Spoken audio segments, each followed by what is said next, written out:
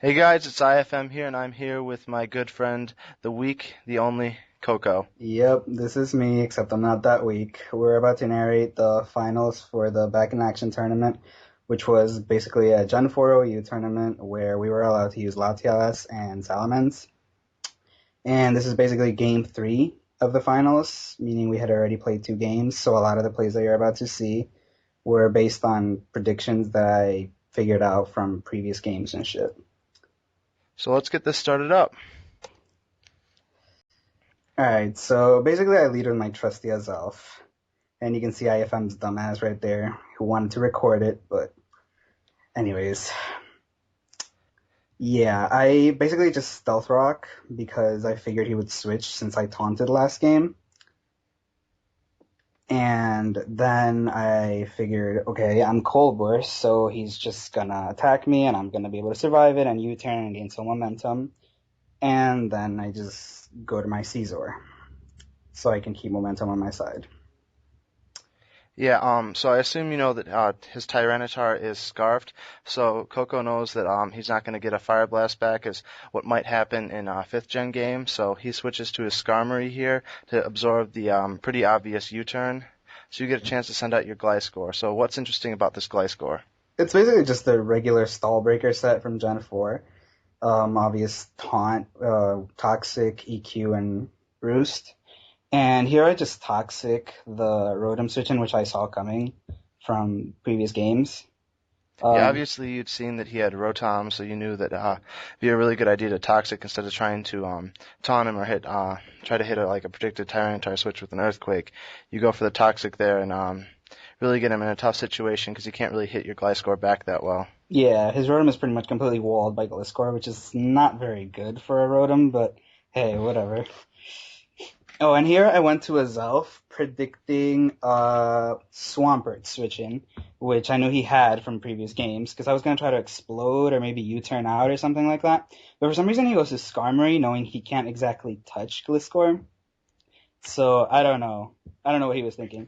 So I'm like, okay, I'll just U-turn predicting some other switch. But no, he stays in and taunts. I don't know why. He stays on Roosts, actually. I'm not sure what the hell he was thinking, but whatever. Well, yeah, I find it surprising that he brought a team that was so weak to Gliscor when you'd used Gliscor in some of the previous games. And it really also surprised me that he would go to Rotom here, even though he knows that his Rotom really can't even touch Gliscor. Yeah, honestly, there I was predicting a Swampert switch in, because that's why I toxic. I'm not sure if he was trying to psych me out, thinking that he had HP Ice or some shit like that. But here, as you can see, he tries to rest as I taunt. Yeah, and he'd already had the same matchup, so you'd think that if he'd had HP Ice, he would have already used it. Oh yeah, And especially from the other games, that it didn't really make much sense. So now he goes to the Swampert here, and you manage to get the Toxic in. yeah. I forgot what happens afterwards. I guess we'll Let's find out. yeah. Oh, now I remember. He ice beams. I had two options. I was either going to taunt, predicting the stealth rock, or go to Caesar, predicting an ice beam. And I figured he would ice beam because he wasn't gonna risk just stealth rocking, considering I had taunt. But then he gets a freeze, and I was so pissed off because I thought that was gonna mess up my whole momentum. But then I get lucky, thaw, and get a crit, which was kind of ironic. Yeah, it was because it was like it completely kind of changed it around because there you go, like completely like screwed over by the freeze, and you just get a critical U-turn, which really that's really the play that kind of won the game for you because it allowed you to get Swampert out of the way pretty easily. Well, yeah, and more importantly, it let me bring in Gliscor to finish it off, which means now he can't bring in Skarmory and start setting up spikes on whatever else I would have had to bring out had I not gotten that crit, which was pretty Yeah. cool. And here he brings out Latias, and I'm like, cool, I have a Scarf T-Tar, so I just bring that out, predicting that it was a pretty obvious Dragon Pulse because I had seen him use a defensive Latias the previous game. Yeah. I kind of like question his logic for switching out there because at least in my mind when I was watching that game the first time it was pretty obvious that you were going to pursuit And if I was him, I would have really gone for another Dragon Pulse. But was there some kind of situation earlier on where it was Tyranitar versus Latias? I don't exactly remember, but I mean, if I was him, I would have actually roared there because I knew he had it. But why exactly? I don't remember exactly why I went for the pursuit. I guess I don't know. I just had a feeling he was gonna switch. It's one of those, you know. One of those things. Anyways, here I switched to Gliscor on his Skarmory, predicting him to spike, so I was just gonna taunt. But then he taunts my Gliscor switch in, which was a pretty nice prediction on his part. Unfortunately for him, now I go out to my Specs Latias as he goes for the obvious spikes, and I'm able to finish off his Tyranitar with a Surf, since nothing on his team could actually take a Surf safely. Yeah, really, Specs Latias was really underrated. Most people were going for the Calm mindsets back then, but Specs really allowed you to kind of get around the Tyranitar weakness that it has by just blasting it with a Surf, since Scarf was so popular and they were hit really hard. Yeah. And over here, when I did that Jirachi, I didn't exactly remember what it did from previous games, so I actually went out to a Zelf for Death Fodder so I could bring in something else safely. But he Calm Minds, and I'm here, and I'm thinking, shit, if I let him get up too many Calm Minds, I'm gonna fucking lose. So I'm like, okay, I'll just explode and do some damage, then hopefully I can finish it off with Tyranitar. And he gets up another Calm Mind as I explode. And then after leftovers, he's left at 43%, and I'm thinking, damn, I don't even have EQ, so how the hell am I gonna kill this thing? So I go for my strongest move there, which is Crunch. He doesn't die. He's left at 5%, 11% after leftovers as he kills my Tyranitar. And another thing that was kind of weird is that he used Iron Head there, even though it was a Calm mindset. Yeah, it was a weird mix Rachi. I'm not sure. His other moves were, I think, Psychic and Thunderbolt, but... So maybe he was going for the Iron Head so he could stall off some people a little bit and get some leftover healing. Yeah.